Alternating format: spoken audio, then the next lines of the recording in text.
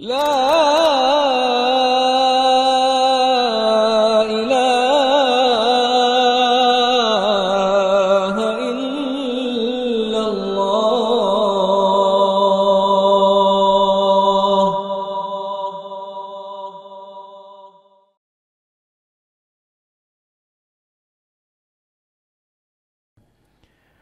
يا أيها الناس اتقوا ربكم الذي خلقكم من نفس واحدة وخلق منها زوجها وبث منهما رجالا كثيرا ونساء واتقوا الله الذي تساءلون به والأرحام إن الله كان عليكم رقيبا يا أيها الذين آمنوا اتقوا الله وقولوا قولا سديدا يصلح لكم أعمالكم ويغفر لكم ذنوبكم ومن يطع الله ورسوله فقد فاز فوزا عظيما فإن أصدق الحديث كتاب الله وخير الهدي هدي محمد صلى الله عليه وسلم وشر الأمور محدثاتها وكل محدثة بدعة وكل بدعة ضلالة وكل ضلالة في النار.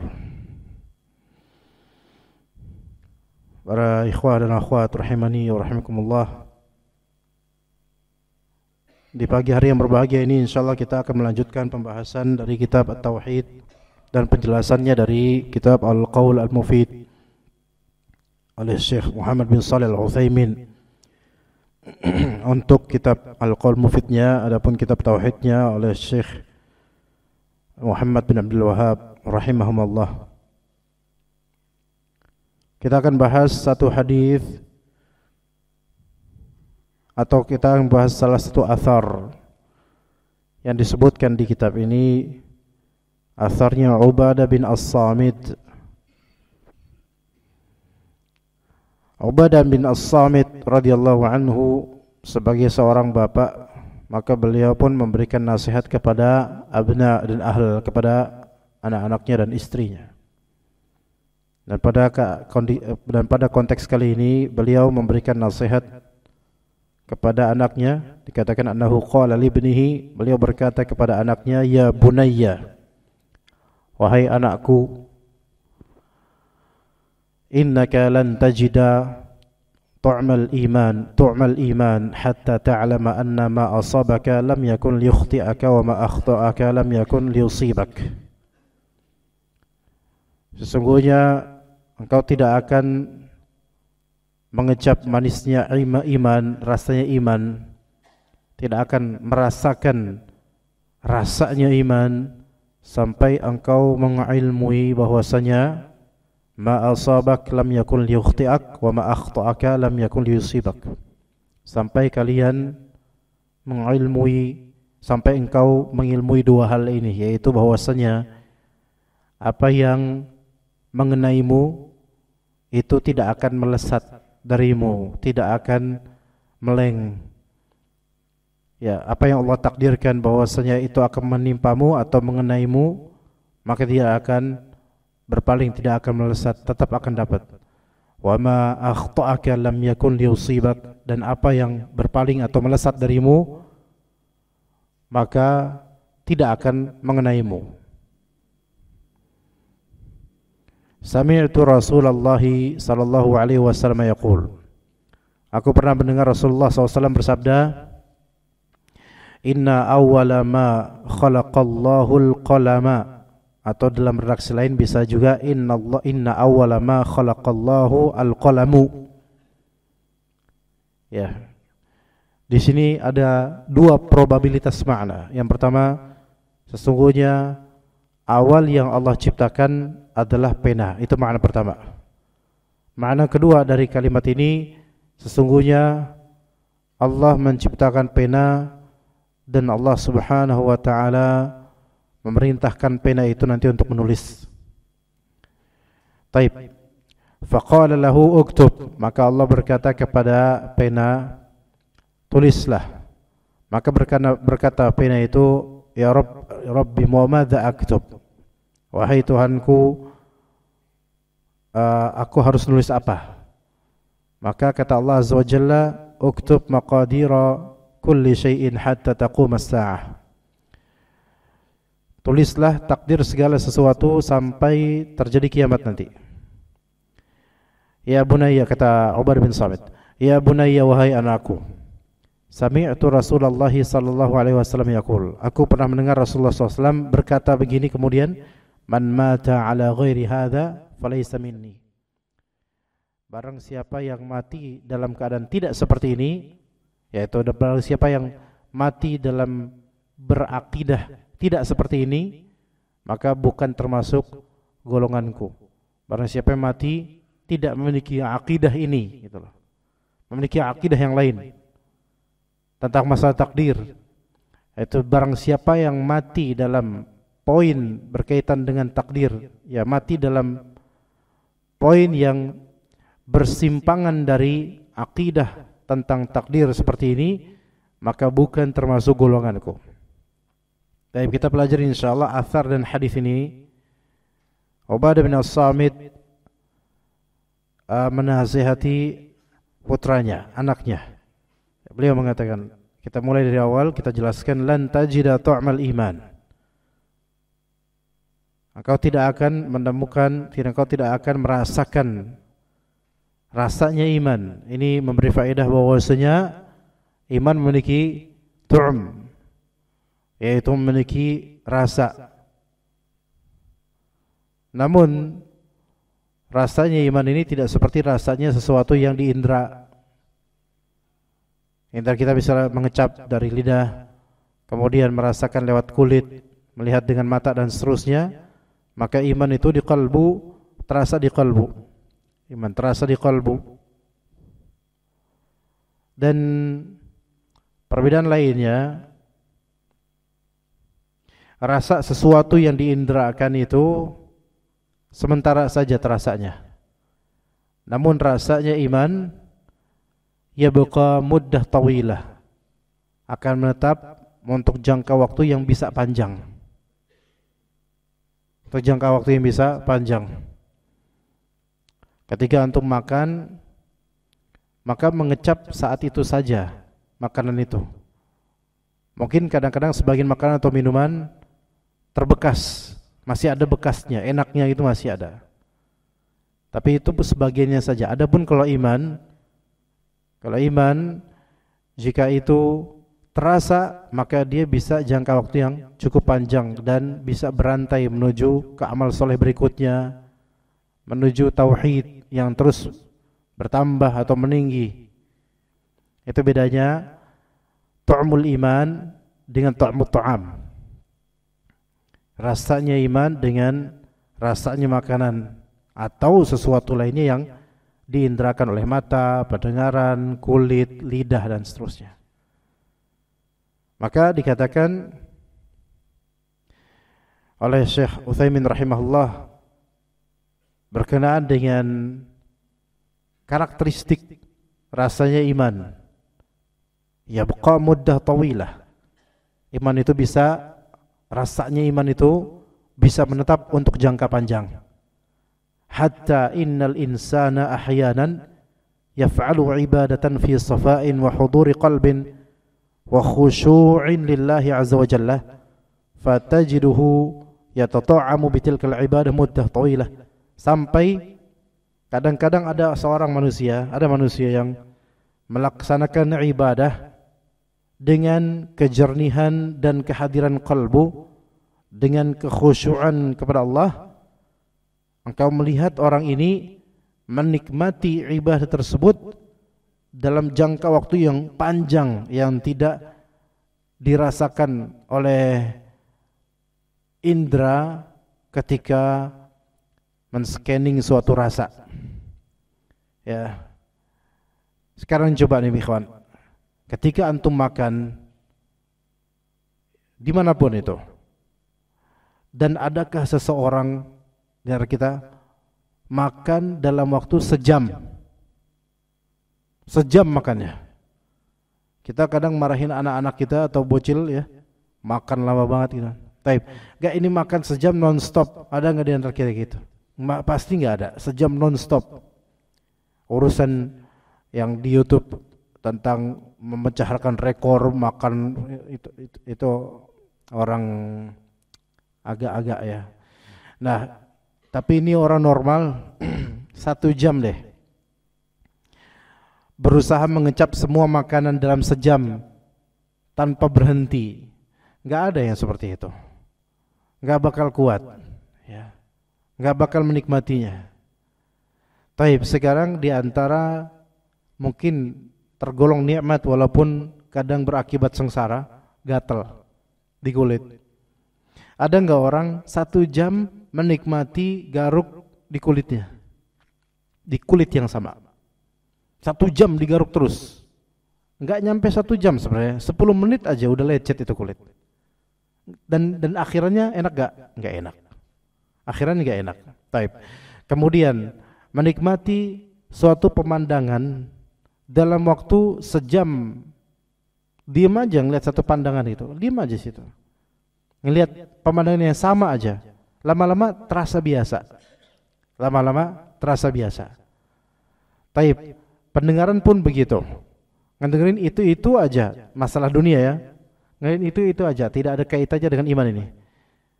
Pasti bosan, gitu-gitu doang sejam. Taib. Itu semua keinderaan yang sifatnya duniawiyah, tanpa ada kaitan dengan iman. Tapi seseorang ketika dia menerapkan iman, baik dalam indera fisiknya atau dalam aktivitasnya, maka kita lihat keajaiban terjadi. Keajaiban baik terjadi. Bisa sejam, 2 jam, sampai baca Quran sekian jam. Karena apa? Iman, tauhid, ya. Akidahnya ke Allah Azza wa Jalla, tentang Allah Azza wa Jalla, mengharapkan pahala dari Allah Azza wa Jalla. Antum lihat sekarang banyak dari sebagian dakwah yang mana sebagian dari dakwah dari golongan lain itu menyayangkan diri mereka sendiri, menyayangkan jemaah mereka sendiri yang susah untuk diajak kajian kecuali kalau ada embel-embel nasi berkat atau amplop atau sound system yang besar atau rame-ramean.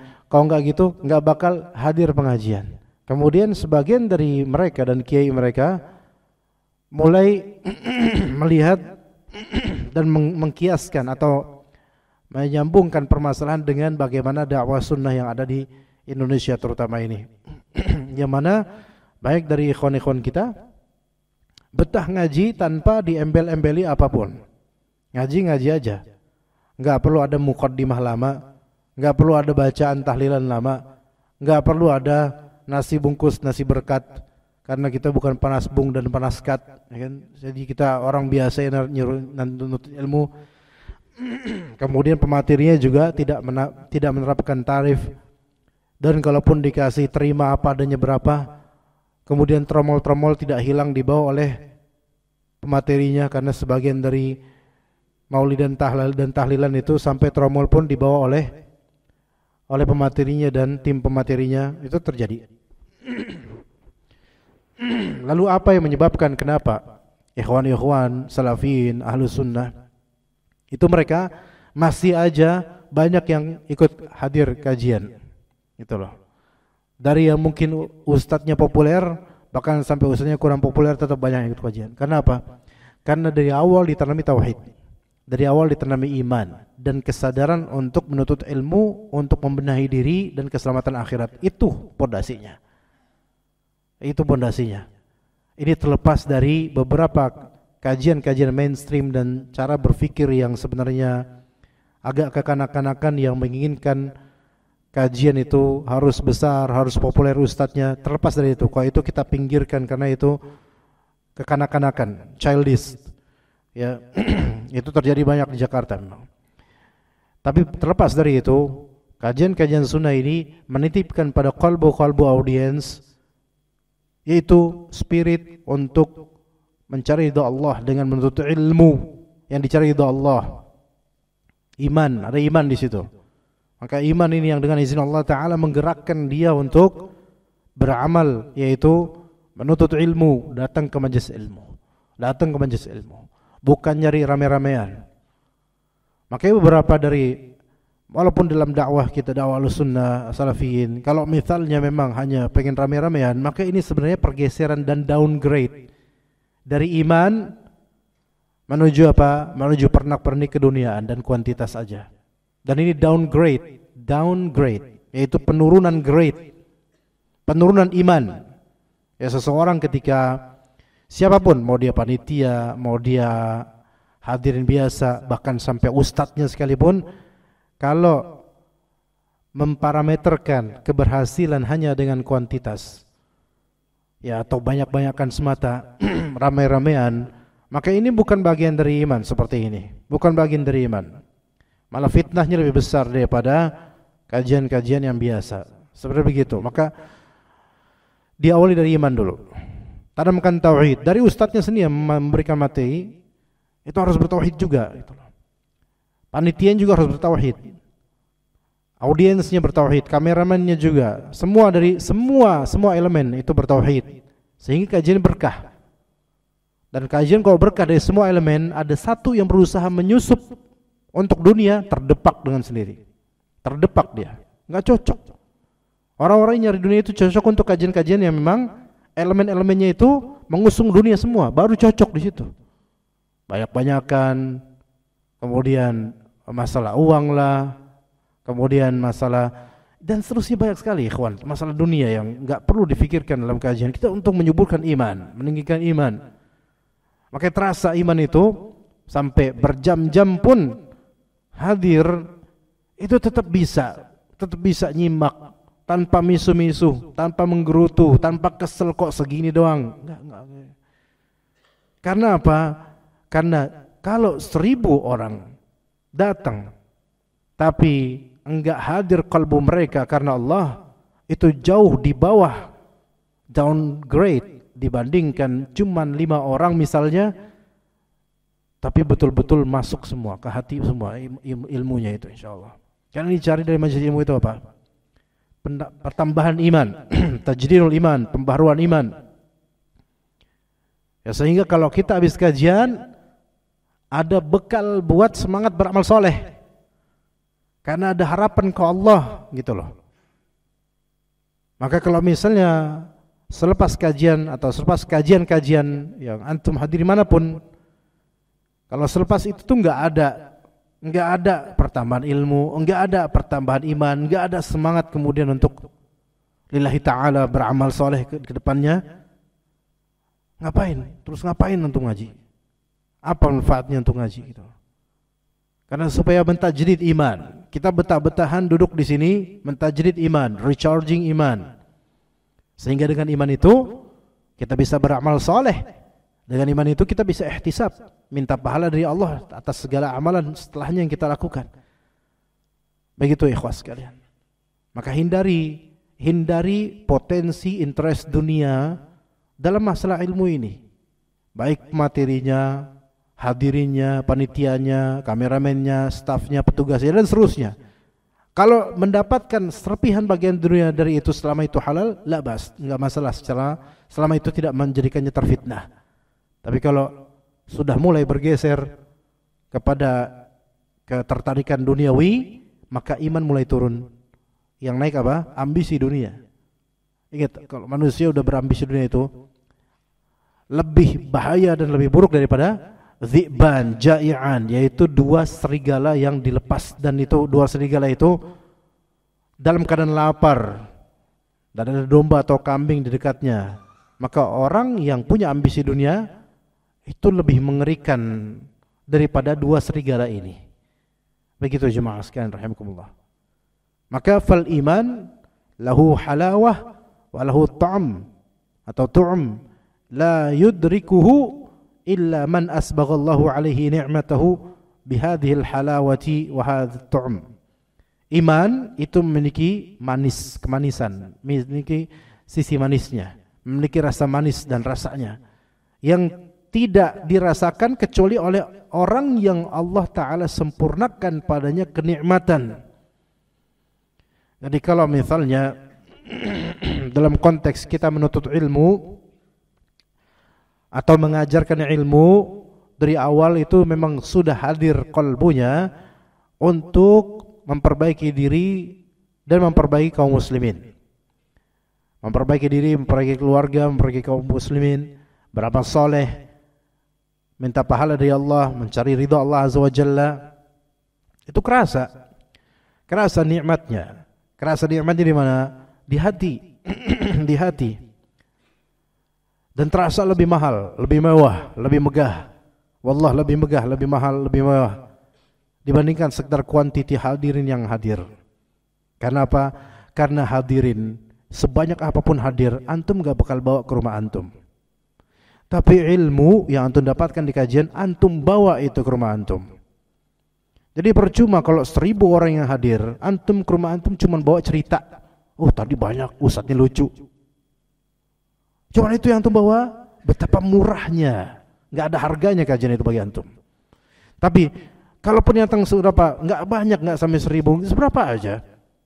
Tapi antum nyimak, bertambah ilmu antum pulang ke rumah, antum bawa hadiah yang jauh lebih besar daripada audiens itu. Gak bakal antum bawa 1000, 2000 orang dari majelis antum bawa ke rumah, gak bakal. Tapi yang ada antum bawa ada ilmu dan recharging iman. Nikmat itu jauh lebih megah, lebih mewah, bahkan free secara dunia. Antum tinggal nyimak, nyatet, fahami, hafalkan, bawa ke rumah, ajarkan anak istri, bilang ke istri tadi ustaz bilang gini, dalilnya begini. Ya Masya Allah. Masya Allah, itu bingkisan yang luar biasa. Ya begitu jemaah sekalian, alhamdulillah.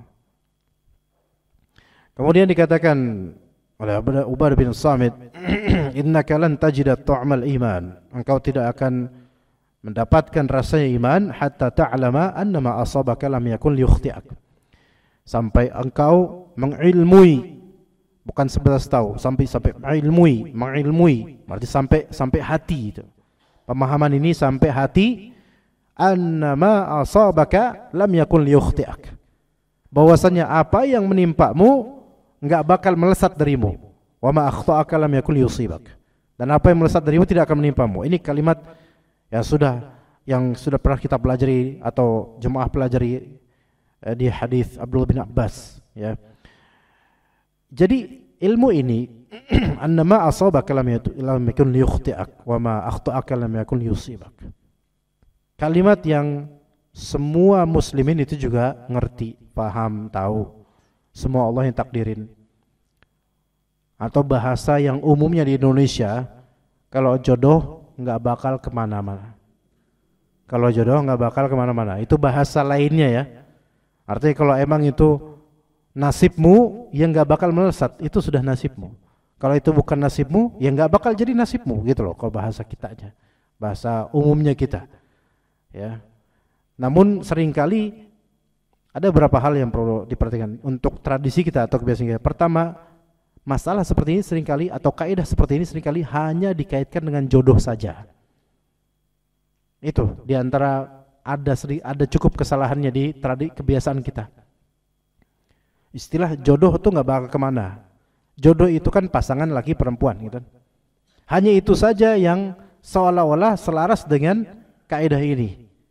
Padahal segala rizki, kepemilikan dan tidak memiliki itu bukan hanya tentang masalah lawan jenis, semuanya. Masalah laku atau tidak, dapat duit atau tidak, bergaji atau tidak, kehilangan ini atau enggak, itu masuk dalam sini semua. Masalah duit juga masuk dalam sini semua. Rizki, semua rizki, makanan dan seterusnya. Ya. Jadi bukan hanya masalah jodoh, masalah sehari-hari. Antum beli bakso kemudian di tengah jalan bakso tumpah, maka ini menjadi dalil. Oh ini berarti memang bukan rezeki saya. Wa ma akhta'aka lam yakun liyusibak. Dan apa yang melesat darimu tidak akan sampai ke kamu. Walaupun udah beli. Betapa banyaknya, betapa adanya pasangan yang udah dilamar, ya. Bahkan udah bentar lagi hari H batal. Entah karena memang udah ngerasa nggak cocok, misalnya belum nikah aja udah ngerasa nggak cocok gitu, atau karena kematian, atau karena orang tua tidak merestui, atau karena ada yang mengetahui aibnya tiba-tiba dan seterusnya. Berarti memang bukan jodohnya, itu masalah jodoh. Masalah rezeki lebih sering lagi kayak gitu. Masalah makanan, minum lebih sering. Lebih sering lagi seperti itu. Masalah duit lebih sering seperti itu. Kita udah nyimpen, naudzubillah min dzalik, udah nyimpen baik-baik, dicolong sama orang. Pas kita butuh dicolong sama orang. Lah ini dalil. Wa ma akhta'aka lam yakun yusibak. Emang bukan nasibmu. Enggak kena itu sama kamu. Nasibnya buat orang lain walaupun itu haram buat dia. Jadi untuk banyak kasus di kehidupan kita. Nah, itu pertama. Kemudian masalah yang kedua. Bahwasanya orang kita ini, Indonesia ini, kadangkala hanya mengkaitkan juga kaidah ini ke masalah-masalah yang menyedihkan. Adapun masalah-masalah yang menyenangkan, hal-hal yang menyenangkan itu tidak dikaitkan dengan kaidah ini. Jadi hanya separuh saja yang diambil. Wa ma akhta'aka lam yakun liyusibak, gitu doang. Ya emang bukan bagiannya, ya udah gitu. Tapi apa yang menjadi bagian kita itu enggak dikaitkan bahwa saya ini dari Allah Azza wa Jalla. Gitu loh. Ala kulli hal, kita pelajari hadis ini atau athar ini betul-betul dalam rangka untuk mengamalkannya secara renungan qalbu di keseharian kita. Coba kita lihat, dari puluhan tahun kita telah hidup, bagi yang puluhan tahun ya. Kalau antum berapa tahun? Mas bro, usianya berapa kamu? 8? Oke, Masya Allah. Ya, kita yang misalnya udah puluhan tahun hidup, apa yang telah kita miliki, maka itu berarti yang memang Allah Ta'ala kenakan pada kita. Nah, pasti tak terhitung di kehidupan kita masing-masing kasus-kasus kita hampir memiliki namun lepas dari kita. Ya, kita hampir memiliki namun lepas dari kita, atau sudah memiliki untuk sekian lama terus lepas dari kita. Masuk kaidah ini semuanya. Masuk kaidah ini semuanya. Ya, dari pernikahan, perceraian, kematian dan seterusnya, itu semua masuk kaidah ini. Nah, kata Ubadah bin Samit, hatta ta'lam, sampai engkau mengilmui kaidah ini. Karena semua orang tahu kaidah ini. Ya, semua orang tahu kaidah ini. Tapi kalau sampai level ta'lam, engkau mengilmuinya, masuk ke hati, enggak semuanya. Antum kalau misalnya nanya ke orang-orang di jalan, yang mereka insya Allah Muslim, Pak, benar gak kalimat ini? Apa yang Allah takdirkan menimpamu enggak bakal melesat, dan apa yang melesat darimu Allah takdirkan itu enggak bakal menimpa kamu. Oh iya benar. Tapi implementasi dan pengaplikasian di hidup masing-masing orang tuh banyak yang seolah-olah kaidah ini udah lupa gitu loh. Di antara contoh ya, yaitu banyaknya orang yang masih berandai-andai, dulu begini, dulu begitu. Terutama orang yang biasa dengerin lagu Roman Picisan, andai dahulu kala, andai. Ya, berandai-andai, seandainya dulu saya gini, seandainya dulu kayak gitu. Ya, akhi antum katanya yakin kalau misalnya itu nasibmu maka enggak bakal kemana-mana. Kenapa harus berandai-andai sekarang?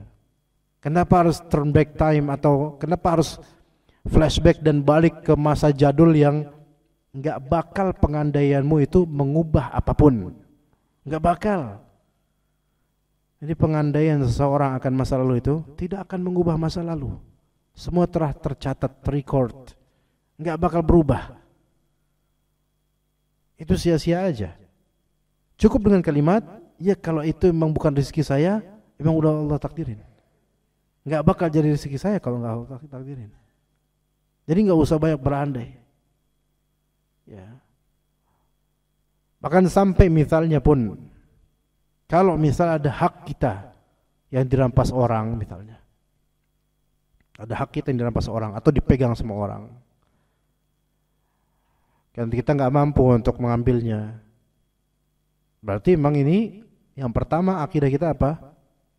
ini mungkin belum rezeki saya. Walaupun itu harusnya di hak saya, belum rezeki saya. Ya bisa antum tuntut di akhirat memang. Tapi mau gimana? Enggak ada daya. Dan ketika Allah Ta'ala jadikan itu rezeki antum, pasti Allah datengin gitu loh. Pasti Allah datengin. Hatta pada awalnya mustahil untuk antum dapetin. Hatta pada awalnya mustahil antum dapetin. Tapi kemustahilan di logika manusia itu belum tentu mustahil bagi kekuasaan Allah Azza wa Jalla. Begitu ya ikhwah. Makanya untuk mengejar dunia itu tidak perlu memburu, karena seburu apapun antum hanya dapat porsi yang Allah takdirin. Ya. Gitu loh. Secapek apapun ya cuma segitu doang. Betapa banyaknya orang yang capek mengejar dunia, dia hanya mendapatkan keletihan belaka. Enggak kaya-kaya. Pun kalau banyak penghasilannya habis lagi. Enggak kaya-kaya. Jadi menuju kematian dengan cara meletihkan dirinya dengan dunianya. Maka coba kita pikirkan bahwasanya dari rezeki, harta, jodoh ini itu, kalau memang itu akan dijodohkan atau diberikan oleh Allah Ta'ala, enggak bakal kemana-mana. Bukan hanya soal jodoh, harta dan rezeki juga. Sebagian dari kita menginginkan anak-anak kita jadi ini, jadi itu. Boleh. Asal bukan cita-cita yang munkar. Kalau misalnya kita ingin anak kita, nanti pokoknya kamu kalau udah gede jadi doktor dan dokter. Wah, masuk doktor lagi.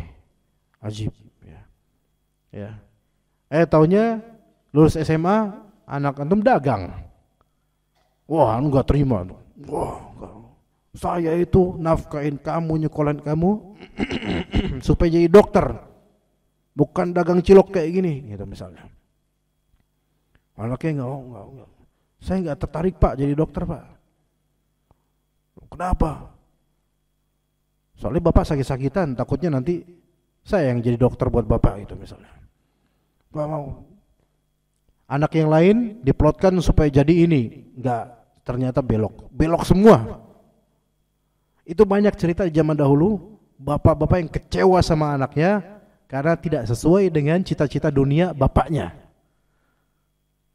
Yang seolah-olah bapaknya ini mengatur takdir buat anak-anaknya harus gini, harus gitu. Ya. Tapi bagaimana kalau misalnya bapaknya ini ingin anaknya jadi ustadz? Walau hatta cita-cita anaknya jadi ustadz misalnya. Dan ternyata anaknya kemudian enggak jadi ustadz. Jadi apa? Jadi Habib gitu. Enggak jadi ustadz. Enggak jadi ustadz enggak. Misalnya jadi yang lain, malah berdagang fokusnya. Tapi sakit hati enggak? Sebenarnya jangan sakit hati ya, kawan. Selama dia tidak melakukan kemungkaran, jangan sakit hati. Melainkan apa? Ya kalau emang itu arahan Allah di situ ya udah. Ya kalau kita udah ngusahain ini anak pesantren, kita pesantrenin, ada keinginan supaya ini anak soleh nanti jadi kayak Ustadz Fulan jadi dan seterusnya. Tetap yang menggariskan takdir kan Allah. Ya. Jadi jangan konservatif kayak beberapa bapak-bapak zaman dulu yang kemudian akhirnya mulai dari itu mulai tidak menerima takdir Allah.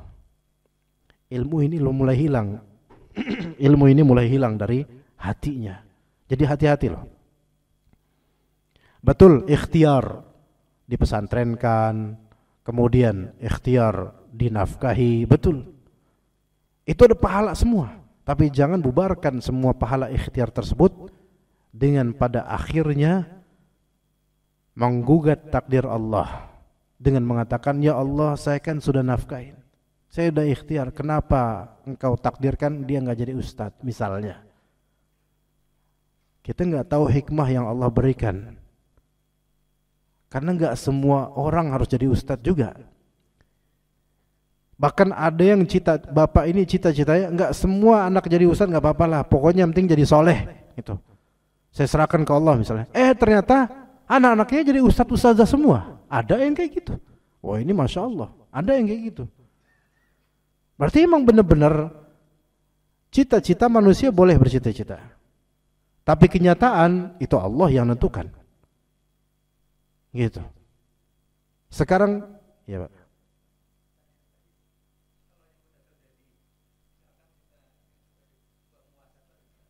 Muhasabah.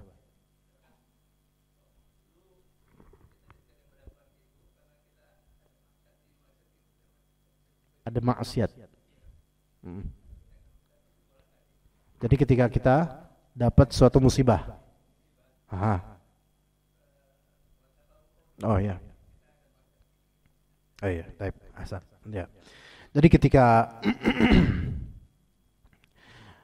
kita terkena musibah, kemudian kita flashback di masa lalu kita telah ternyata ini akibat dari maksiat, itu justru itu yang dianjurkan dalam Al-Qur'an, juga dalam hadis, juga athar salaf. Justru bagus, memang harus begitu. Seseorang ketika dia mendapatkan musibah, maka yang pertama harus dilakukan adalah dia kembali kepada Allah. Kembali kepada Allah, husnudzon pada Allah dengan suudzon pada dirinya. Jadi ketika dia timpa musibah, dia husnudzon sama Allah dan suudzon pada dirinya. Husnudzon sama Allah apa?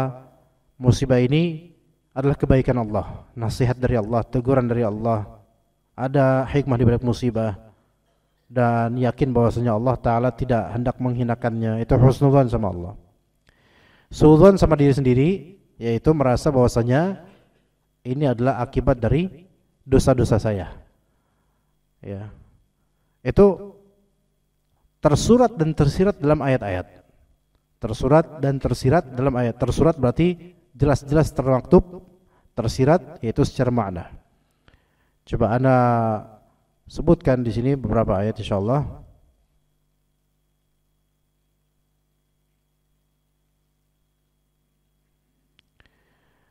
Dalam beberapa ayat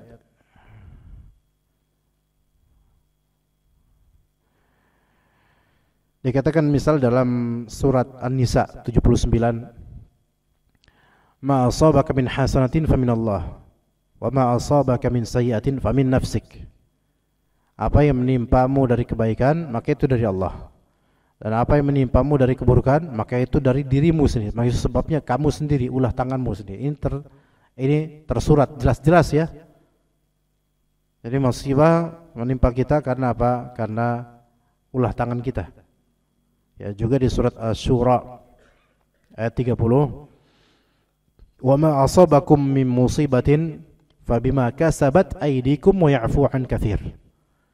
Dan apa yang menimpamu dari musibah, maka itu dengan sebab ulah tangan kalian. Dan Allah Ta'ala memaafkan banyak hal dari ulah tangan kalian, sehingga enggak semua dosa itu langsung Allah Ta'ala berikan musibah setelahnya. Ini tersurat jelas ya. Yang tersirat yaitu secara makna itu banyak. Coba lihat kisah-kisah Bani Israel. Di antaranya kisah-kisah Bani Israel. Ya. Kenapa Bani Israel ditimpa begini begitu? Ya bima kanu yaksibun, bima kanu ya'malun dan seterusnya. Bima kanu yafsukun dan seterusnya. Bukan hanya Bani Israel, banyak dari orang-orang mujrimun yang mereka dapat efek dan impact buruk dari dosa-dosa mereka. Contoh lain yang tersirat secara makna, misal di akhir surat Al-Mutaffifin. Apa di akhir surat Al-Mutaffifin? Gimana? Hal thuwibal kufaru makanu yaksibun kan? Hal thuwibal kufaru yaf'alun apa yaksibun? Yaf'alun. Apa sebabnya mereka diganjari neraka atau azab? Karena ulah mereka sendiri. Nah, ini semua menjadi anjuran atau bahkan perintah secara makna untuk kita, kalau kena musibah di dunia ini maka harus muhasabah. Gitu Pak ya. Jadi benar kayak tadi. Dan muhasabah ini bukan dalam rangka berandai-andai. Cukup menyesali dan taubat dan memperbaiki kondisi, dah gitu. Memperbaiki dengan taubat, istighfar, dan kalau itu tentang kezaliman maka minta maaf atau minta kehalalan atau berikan gantinya. Begitu. Bedakan antara orang yang berandai-andai. Ya. Orang berandai-andai itu seperti menginginkan waktu lampau untuk kembali dan dia kemudian tidak melakukan itu misalnya. Itu enggak bakal terjadi, buat apa kayak gitu. Tapi cukup dia istighfar, taubat, dan kalau itu tentang hak orang maka dikembalikan. Kalau itu tentang kezaliman maka dia minta maaf atau minta penghalalan. Begitu Pak. Masya Allah. Pak Anda aja lupa yang Pak Rosadi, Masya Allah. Akhirnya speak up juga ini, Masya Allah. Pak Rosadi. Anda jadi lupa Anda mau ngomong apa Pak Rosadi, subhanallah. Antum bisa aja mengkat kajian Anda dengan cara hanya cukup introspeksi, Masya Allah, hilang langsung, buyar langsung. Luar biasa Pak Rosadi ini. Oke, kembali yang tadi Pak, itu udah cukup insyaallah. Jawabannya insyaallah tadi itu. Kemudian kita lanjut, ma asabaka lam yakun li ukhti'ak wa ma akhta'aka lam yakun li yusibak. Maka dikatakan oleh Syekh Utsaimin rahimahullah, fama qaddarallahu an yusibal 'abda fala budda an yusibahu wa la yumkin an yukhti'ah wa ma waqa'a musiban lil insan fa innahu lan yamna'hu syai'. Apa yang Allah takdirkan untuk kena pada hamba, suatu hamba, maka pasti kena, pasti dapat. Dan enggak mungkin ada yang bisa melesatkannya, menyimpangkannya, enggak mungkin.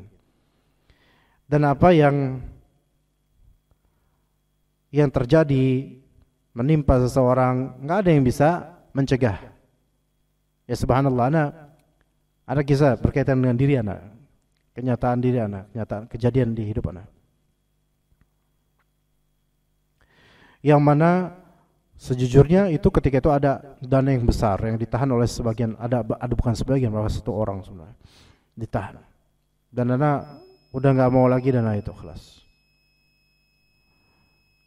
Ana nggak mengejarnya, nggak apa, tapi ditahan. Yang orang-orang yang mendanai itu mereka memaksudkan dananya untuk anak pribadi, tapi ditahan. Dan itu dana besar sekali.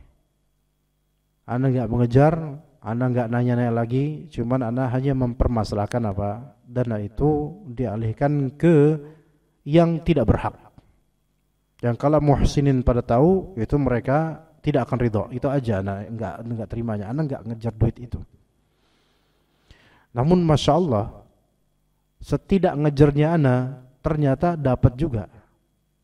Dari arah yang enggak disangka, dari cara yang enggak pernah sangka, enggak pernah Anda minta, enggak pernah Anda nuntut, enggak pernah.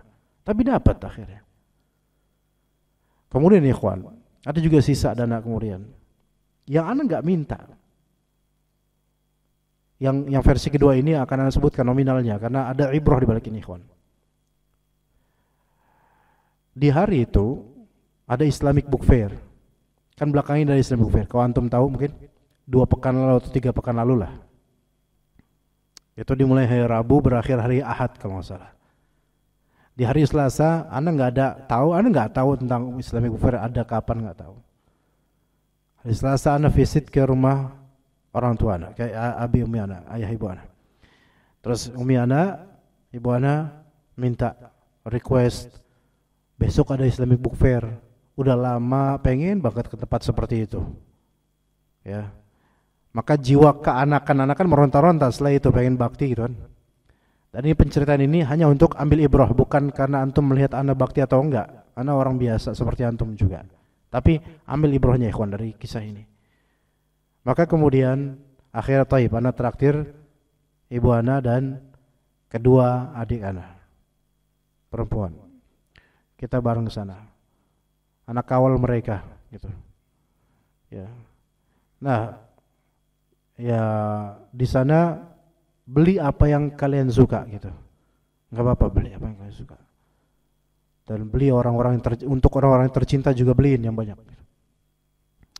Taib, alhamdulillah hari itu yang cukup meletihkan di hari Rabu ya kalau salah. Nah itu akhirnya kelas selesai. Ketika di food court, ana nggak ikut makan, ana melipir ke tempat lain. Ternyata ibu dan adik-adik ana doain supaya Allah Ta'ala lipat gandakan rezeki, gitu kan?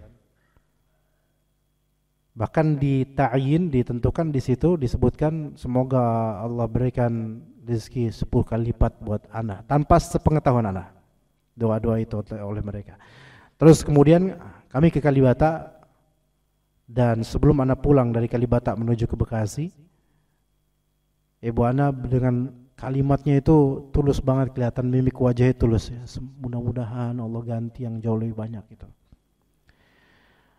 Amin. Nah, ana aminin ya, siapa yang nggak mau diganti lebih banyak. Tapi sejujurnya ana nggak ada maksud buat diganti lebih banyak. Tapi besoknya ana dapat transferan 33 juta. Ya, 33 juta. Tapi abis ini antum jangan minta mana, jangan. 33 juta.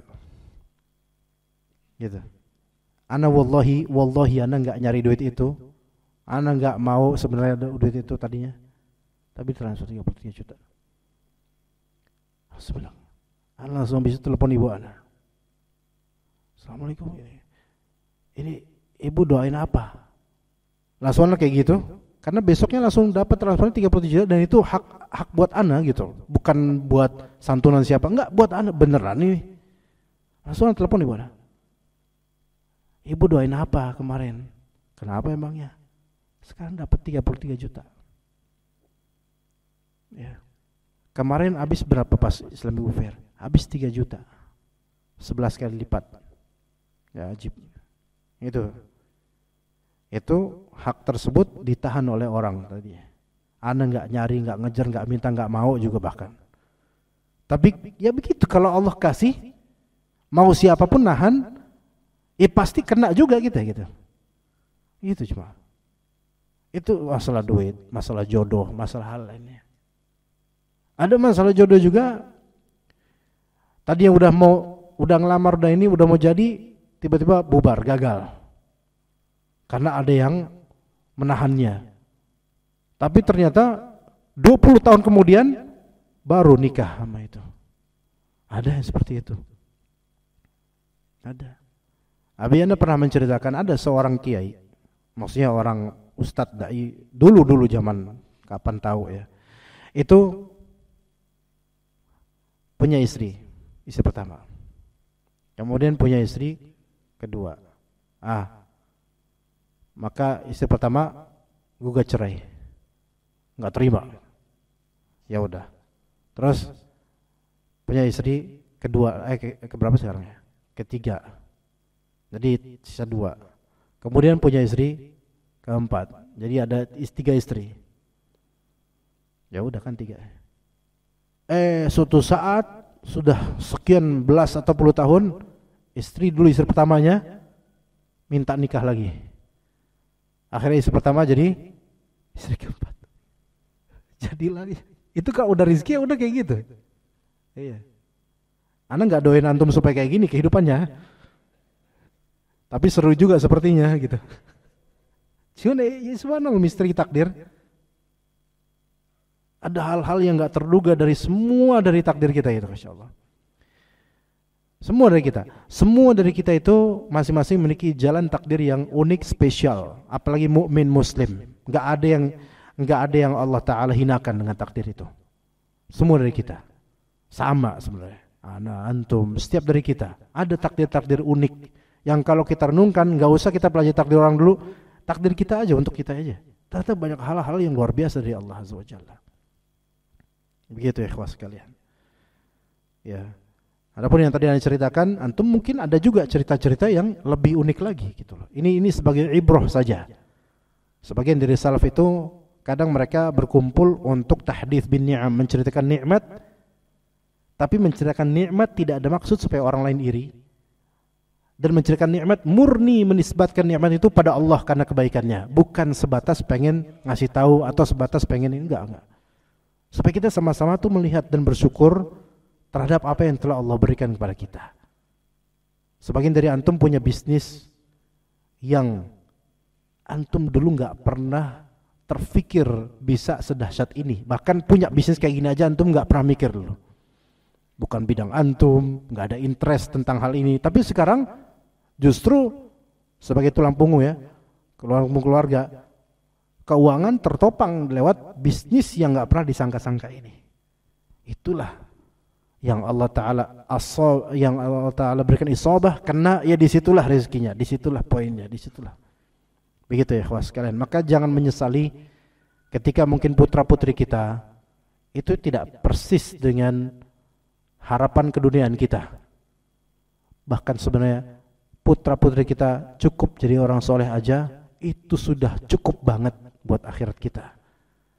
Adapun cita-cita dunia itu belum tentu mencukupi akhirat kita sebagai orang tua, ikhwan. Maka enggak harus kita kejar keduniaan untuk anak.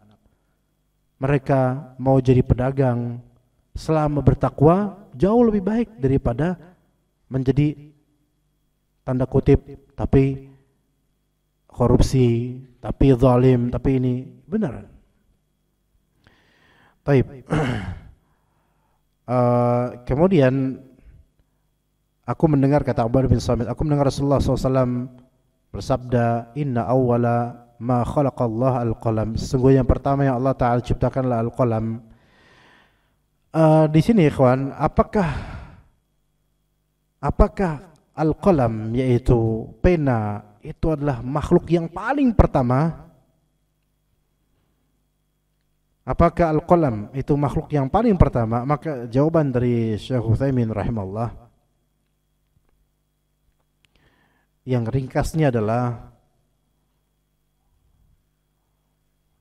para ahli ulama mereka mengatakan takwilnya, inna awwala ma khalaqallahu al-qalam bin nisbati lima nusyahidu faqat minal makhluqat.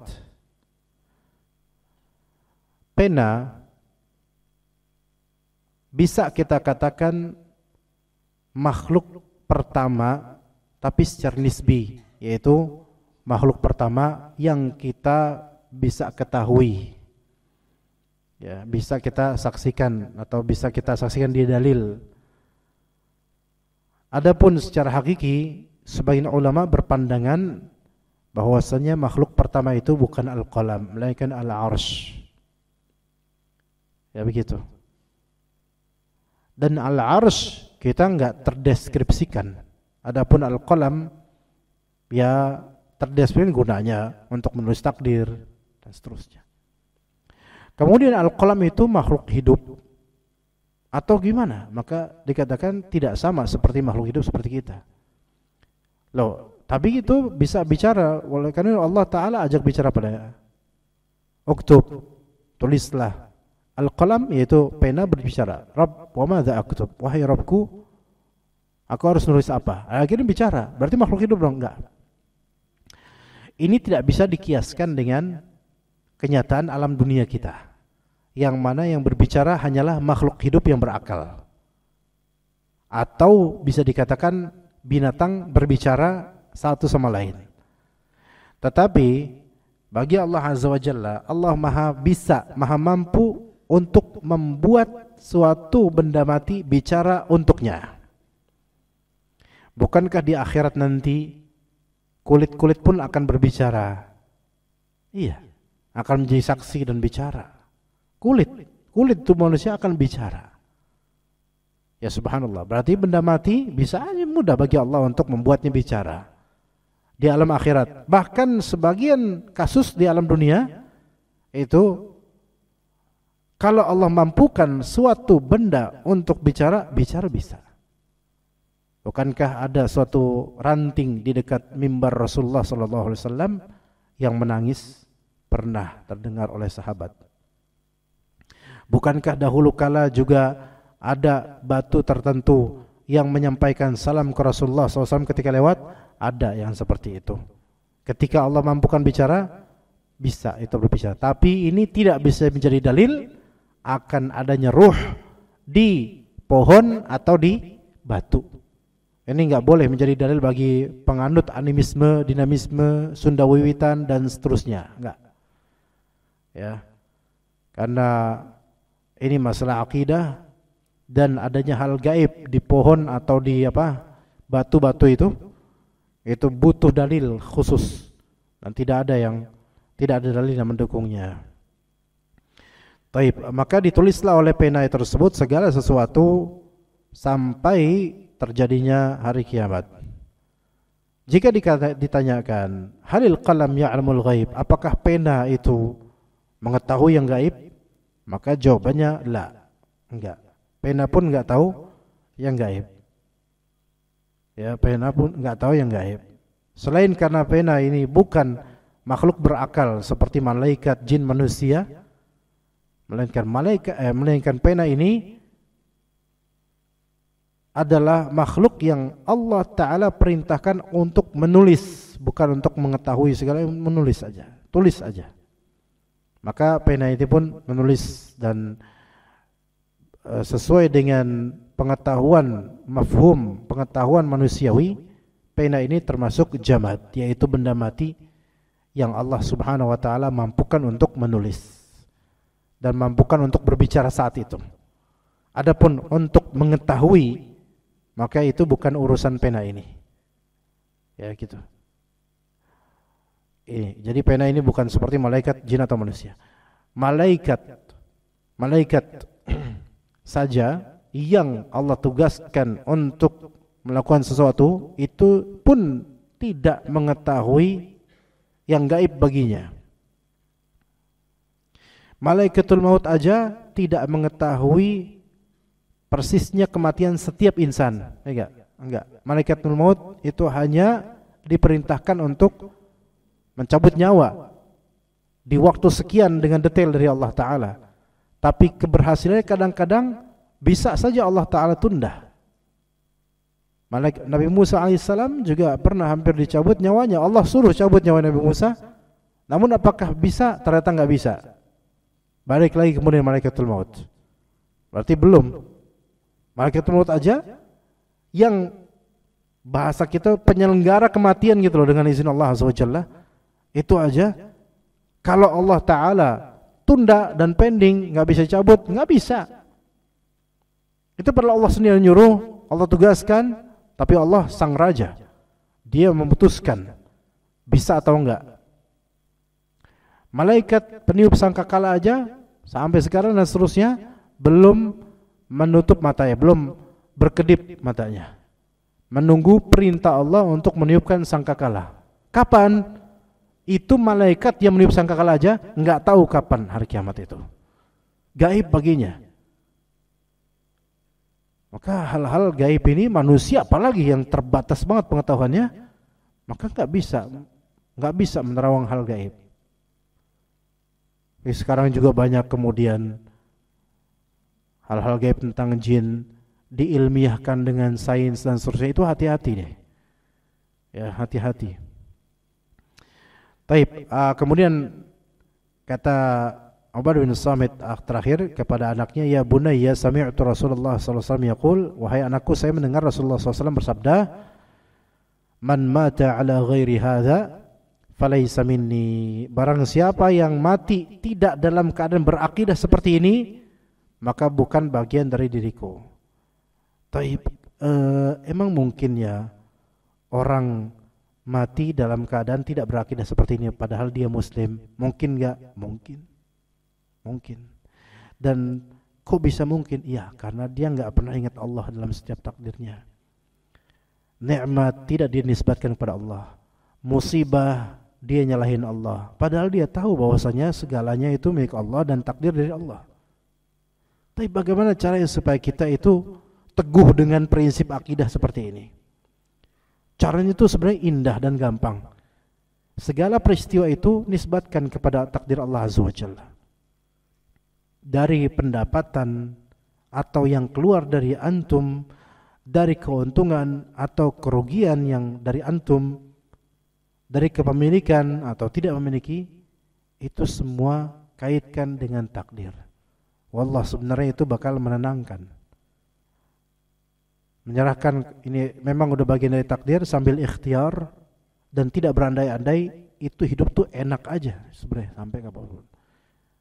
Itu pelempeng aja. Jadi nggak kelihatan sedih, nggak kelihatan murung, nggak kelihatan kok mukanya kelipet gitu, ada masalah bro ya. Nggak, orang nggak bakal nanya gitu. Ya, kecuali kalau emang wajahnya emang diciptakan kelihatan sedih dari awal ya, kalau itu emang qadarullah. Tapi kita nggak semestinya begitu. Ikhwan pengajian itu yang udah berakidah yang benar, akulah sunnah, udah berjenggotnya masya Allah, itu jangan kelihatan kayak apa sih hidupnya, jangan. Kelihatan hidupnya tuh lempeng enak gitu loh. Kekajian, senyumnya apa orang, enak semuanya. Kalau emang ada penderitaan itu jangan ditampakkan di raut wajah, usahakan. Jangan ceritakan ke media, jangan. Karena itu nama penyakit. Melainkan dipikirkan ini musibah dari Allah. Mungkin karena dosa saya juga. Kemudian juga ini takdir Allah yang pasti ada hikmahnya dan seterusnya. Enggak berandai-andai, seandainya dulu kayak gini, seandainya enggak. Bismillah, lanjut jalan. Sehingga enak. Adukan ke Allah aja. Kalau mau sedih mungkin pas sholatnya aja, menangis di hadapan Allah. Karena siapa yang mengobrol tangisan di hadapan manusia, dia kesulitan nangis di hadapan Allah. Karena dia biasa mengharapkan empati manusia, kurang mengharapkan kasih sayang Allah Azza wa Jalla. Dan siapa yang memudahkan diri, Allah mudahkan dirinya untuk nangis di hadapan Allah, dia akan bisa menahan diri nangis di hadapan manusia. Siapa yang Allah mudahkan dirinya untuk hanya meminta pada Allah, maka Allah Ta'ala akan mudahkan dirinya untuk tidak pernah meminta pada manusia. Begitu ya. Bukankah begitu Pak Rusadi? Wah, Masya Allah. Kalau gitu kita cukup sampai sini karena sudah difinalkan oleh Pak Rusadi dengan kata iya. Oke, baik. Kita cukup sampai sini kalau gitu. Barakallahu fikum jami'an wa sallallahu ala nabiyyina Muhammad wa ala alihi wa sahbihi ajma'in. Subhanakallahumma bihamdika asyhadu an la ilaha illa anta astaghfiruka wa atubu ilaik. Assalamualaikum warahmatullahi wabarakatuh.